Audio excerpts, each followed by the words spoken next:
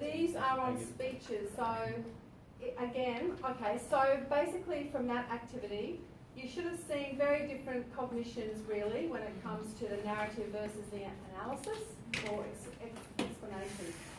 The analysis in the poetry slams you in the face, it's very obvious. The cognitions in the narrative about using language features to affect and position audiences. So they're quite different, and that's why the standards and elaborations are written the way they are, and that helps you decide which cognitions you're going to use. When you think about your blog for your students that you're working with, have a think about which cognitions you're going to use in your standards rubric. And here is, okay, where do you feel that you want to go? We have like 2 minutes left. And I wanted to actually go over this process of how you annotate. So just help me prioritise for next week is what I'm asking. Where do you want to spend your time in terms of the assignment? Do you want to spend time on pulling a student assessment apart? Or shall we do that anyway? Shall we do another activity on how you work out which standards elaborations to use for a task? Yes? Hands up, yes? Yeah, yes, because I haven't seen those yet. Hands up, no.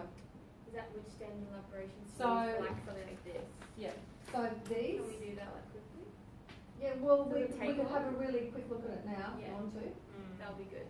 Because... Because that's just what we've been doing. Yeah, Yeah. okay, so while it's fresh in our minds, jump onto Edmodo and open up this document. It has the Year 8 Standards Elaborations. There are 2 documents there. I think it is the first one.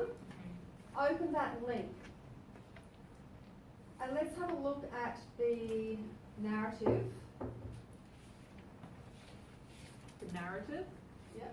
Well, the standards elaborations will just come up in their entirety. Yeah, but we're But let's looking just have at a quick look at the narrative narrative now in terms of elaboration. which standards Yeah. elaborations you would actually choose.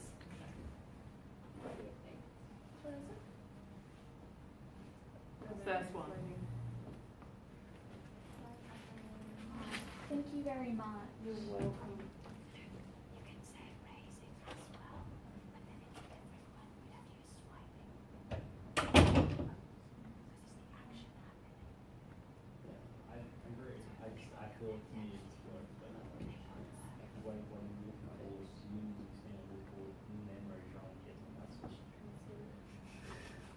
I think they both go. The place of I that. think you have to open your view to it. Kids put my phone me, they do my way.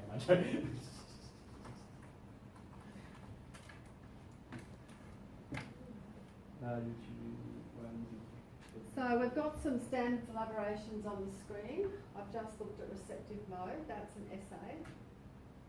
But which standards elaborations potentially relate to a narrative? Well, the last 3 in the productive mode for skills, so discerning demonstration of understanding of grammar, Oh yes. discerning selection of vocabulary for effect, definitely. Yes, definitely. Very important for a narrative. Agreed. Consistent use of accurate spelling and purposeful use of punctuation, which I think is the problem that people have been discussing for the last like 10 Yes. minutes.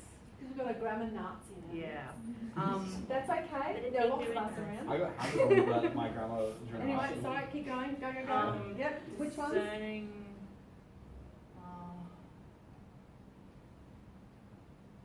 discerning creation and editing of text to create specific effects, taking into account intended purposes and the needs and interests of audiences. I think that fits a narrative, Yeah. don't you? I think we would Would change you- the wording yeah, slightly tailor and it, yeah. contextualise You would it. like remove the word editing if you're making a new text, wouldn't you? Yeah. I mean, Just saying creation of text. Because you'd creation of specify text. the effect you wanted, wouldn't you? Would you specify the effect that you Yeah. wanted for that text? And so I've got to some rubrics. engage. I've got some rubrics here that actually do that really well. They spell it out in detail. Okay. And a rubric that doesn't. And you can see the difference in length. That is heavily Yeah. contextualised. This is not as heavily contextualised. I prefer this. Some And people someone prefer just it. grabbing it literally off a document like this and saying, right, that will do. I think this one makes you more accurate in your Okay. marking because all teachers are looking for the same things because they're quite specific. Yeah. This is very generic. So each standard descriptor here has a whole range of things embedded within it, whereas with this one, everyone's looking for exactly the same things because it's itemised. But that's just my own personal opinion. You will get different people arguing for different approaches. But you're right, yep, so that one. So you specify if you wanted to make it really specific, you'd specify the effect of like engaging audience through narrative or something like that. Yep. But you would keep the cognitions and the qualifiers, they're Yeah. locked in stone. Yeah. Yep. Keep going. Discerning selection of language features to influence audience response. Yes. Now you missed out this one. That's because they're oral, aren't they? Yeah. And this is a written task. So yes, I agree with you. So yes, I would agree that that would be needed for the narrative. And the one above it is about other texts to Yep, show so how you- ideas. So I don't think. No, you can delete that one. Yeah. Yep. No. Definitely not that one. Which one? This one is analysis. As soon as you see explain, Yeah. there's no explaining in a narrative ever. And I completely skipped the page before because those are all analysis as well. Yeah, that's exactly right. Yeah. So for this page, I had these highlighted as green for a narrative. Oh, because the first Yeah. one was receptive. Yeah. Yeah. It doesn't mean you're not going to have one in there. But for this one. So we are in complete agreement. In this one here, which data is potentially related to an essay? Note I've got the word potentially. They are explaining text structures, like the poem is verse, free verse or whatever. They're explaining the language features. They're interpreting the text. Actually, they may or may not necessarily be doing this, it just depends.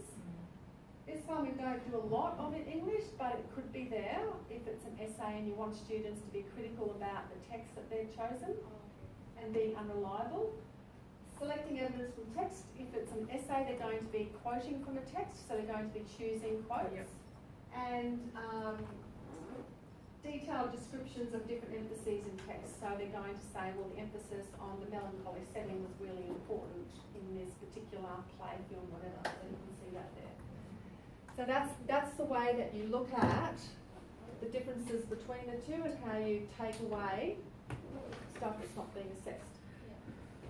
Are we able to get a copy of that? I will let you have a copy, but just Okay. don't. No. You will see the differences very, very quickly.